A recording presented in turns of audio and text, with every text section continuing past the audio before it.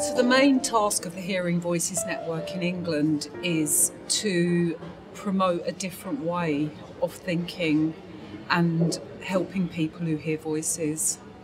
So it's a charity that's been established for about 25 years in England, and of course the main way to work with people who hear voices is to see those experiences as an illness. And mostly people have been given very powerful medications to try and suppress the voices. But many people both with their own experiences of voices and professionals who were working with them, felt that those approaches weren't very helpful. So the Hearing Voices Network in England is really trying to promote more hopeful, more optimistic ways of helping people, and a lot of that work happens in collaboration with forward-thinking professionals.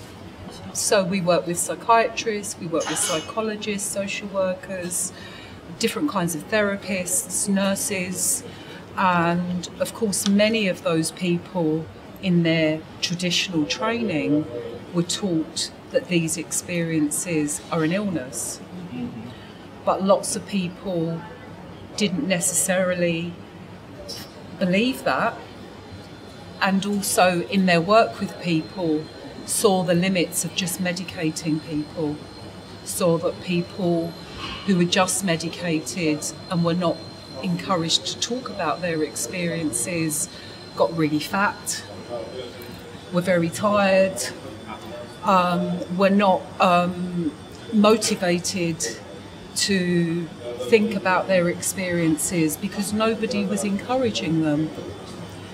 So I think part of the success of the work has been about professionals of all different backgrounds working with us to try and change things. The traditional way of describing these experiences is very much using illness language, symptoms, medical language. And one of the, I think, important things about the Hearing Voices Network is to reclaim the language. So we talk about hearing voices, which describes the subjective experience rather than the objective, looking at somebody through a very kind of medical lens. And so we try and use ordinary language because it's less frightening, it's more empowering. And I think language changes the way we think about ourselves. So I think the language we use is really, really important. The other thing about the language is that often within psychiatry, the language reduces people to a set of symptoms and a set of problems and doesn't recognise how creative people are, how brave people are, and what horrible things may have happened to the person. So we try and use language that is respectful and celebrates people's courage and their creativity to survive terrible experiences. Well, I guess the first thing is to acknowledge it's real, because many people who end up in a psychiatric hospital, traditionally they've been told they're not real, ignore them, pretend they're not there, take your medication, and that makes you feel more crazy. So I think the first thing is just to say it's real. It's real and it's happening. And how is that for you? How does that feel for you? What impact does that have on your life? And I think that as a first step is really, really important, just the acknowledgement of the reality of people's experiences. We also try and give hopeful messages to people that many people have these experiences, that many people have these experiences and just live ordinary lives, get on with their lives. We also try and help people to link their voice hearing experiences to things that may have happened in their lives. So to start actually listening to the voices, start thinking about what are the things that the voices are saying. Do these connect to important relationships, to experiences that may have happened in the past that need to be discussed and explored? And I guess the kind of ultimate aim is to help people to improve their relationship with their voices. So it's not about getting rid of the voices. I began working with my voices over 20 years ago, and I still hear voices all the time. And they are my friends. They make me laugh. They know me better than anyone else. They are wise. They give me good advice.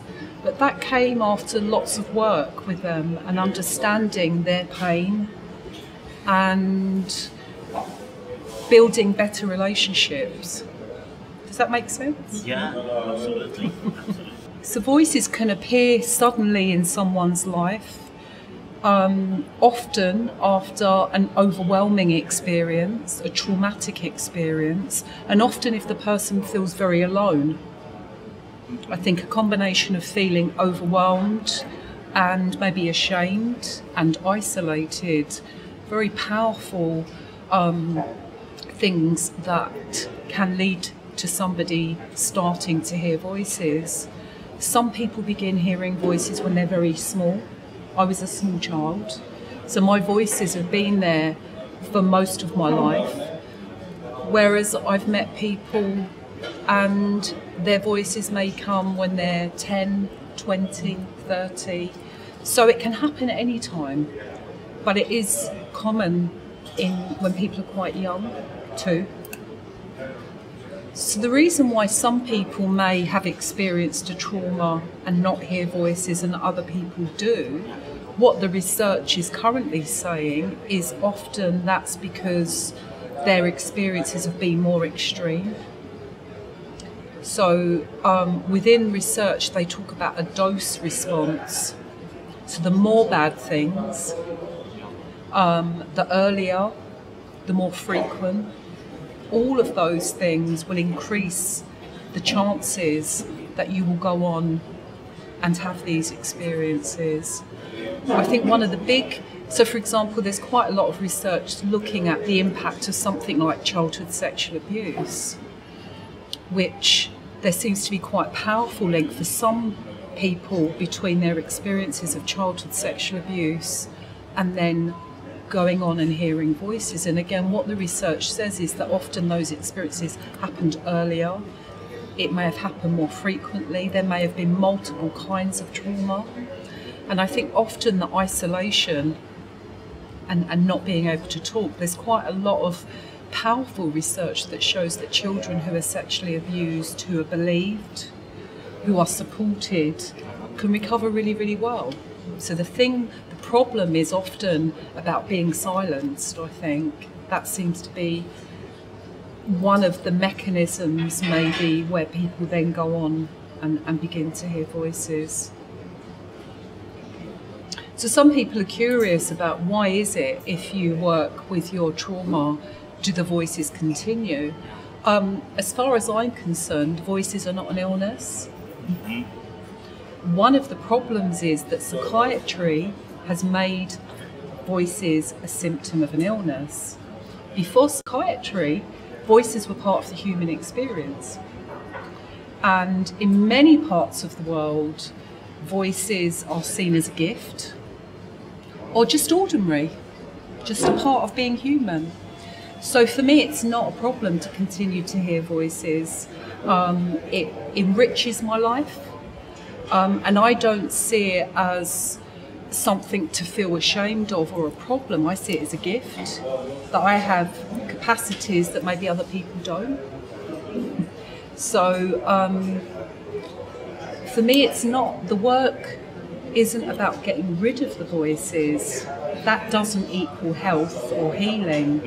it's about changing the relationship with the voices so that they enhance your life, they make your life better, rather than being frightening or upsetting. Or often the voices are just trying to tell the person about experiences and difficulties in their past that they need to attend to. The official psychiatric network, the work that I do is actually trying to help them change their thinking about these approaches.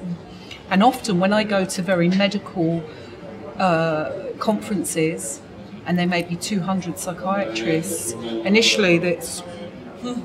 But then, once I start speaking, because I know a lot about this stuff, and many of them may have been psychiatrists for 10, 20, 30 years, but many of them will just have been given medication and are quite scared of people's experiences and don't feel very confident in speaking to people about their experiences. Whereas my work has been many years talking to lots of people about their voices, and so I've learned a lot about why people hear voices, how the voices might manifest, the difficulties that the voices might bring in the person's life, and how to help improve things for the person. So I guess my vision for the future is that people won't need to see psychiatrists unless in the very early stage they may want a little bit of medication just to calm things down. If things are very, very frightening and overwhelming, they may need a little bit of medication. And I guess lots of the psychiatrists that I work with that are very good are much more like therapists. They work much more therapeutically. So medication will be a small part of, and they will also be thinking about people's physical health. So it's not just about trying to fix a broken brain. You know, it's about seeing a whole person, and that medication may just be a small part of what helps someone. So I've been involved with the Hearing Voices movement for about 15 years. As you know, I'm the chair of the Hearing Voices Network in England. And in England probably has one of the most well-developed networks in the world. So in England at the moment, there are about 180 Hearing Voices groups. Many groups run in the community, many groups run in hospitals, many groups run with the help of mental health professionals. We also run groups for children, young people, we run groups in prisons. So the English network is part of an international network, and there are currently about 30 countries in the world that are part of this international network across 5 continents. So there are many networks in Europe, in France, in Holland, in Denmark, and then many groups in Australia and New Zealand. And in the past, maybe 5 years, we've been doing a lot more work in America. So America is one of the places where it's been quite slow to develop, because I think it's so medicalised there, the approaches. Although we just found out that we've got a big grant to develop groups in America. We've just received $250,000 to develop groups in America and to do some research around understanding more about how groups help. So the international movement is a brilliant thing. It's really exciting to be part of this international movement of people who have voices and people who want to bring about change within mental health, within society. And we meet once a year. So every year there's an international congress where people from all over the world come to meet, to share ideas, to share experiences, to share research ideas, and then we have a big party to celebrate this fantastic work that we do. So what's the benefit of going to a group? Well, I guess for a lot of people, they will have been told this is an illness. They will have been told to ignore it. And of course, within society, voices are seen as a symptom of one of the most stigmatised illnesses, schizophrenia. So there's huge stigma around talking about these experiences, and many people will have become very ashamed, will have become very isolated, and will not have had the opportunity to meet with other people. So there's something very powerful about being able to meet other people who share those experiences. Many people suddenly feel less ashamed, they feel less alone, and then people begin to share their experiences. And one of the most wonderful things that happens in a group is when people begin to help each other understand what their voices may be about. They can share coping strategies, they can ask each other really insightful questions, they can reflect back over weeks and months people's progress. So for many people it's a sense of, for the first time, feeling accepted and understood, which is what we all want as human beings. We all want to feel accepted and understood. For me, that's a very basic human need. And out of, many people arrive into groups feeling very ashamed and, disempowered and in a lot of pain. And the group can be life-changing for them in that they better understand their experiences, they make friends, they feel less ashamed, they become more empowered. So for many people it can be a life-changing experience. In terms of thinking about mutual support as a therapy or a treatment, I think that we have to be careful. Because why is people talking then become a kind of commodity that we then can charge for, that we need professionals to be? For me, this is a very human thing. And rather than turning it into a therapy, I think we have to actually just keep it as something quite ordinary, and that you don't need to be an expert to talk to somebody about their life and their experiences. Lots of people who work within traditional psychiatry question, how do I integrate these ideas into my work? And I guess initially it may be just actually quite with small steps in actually beginning to even have a conversation with somebody about their voices. That's quite a big step, I think, and to acknowledge the reality of people's voices. So initially it may be quite small steps, but over time this way of thinking may actually replace people's way of working, because the more you go down this road of working with people and actually listening and honouring their experiences, in my experience, you then question more and more your traditional training, which I think is a good thing. So for people who don't hear voices but that are keen to get involved with the Hearing Voices Network, you're very welcome.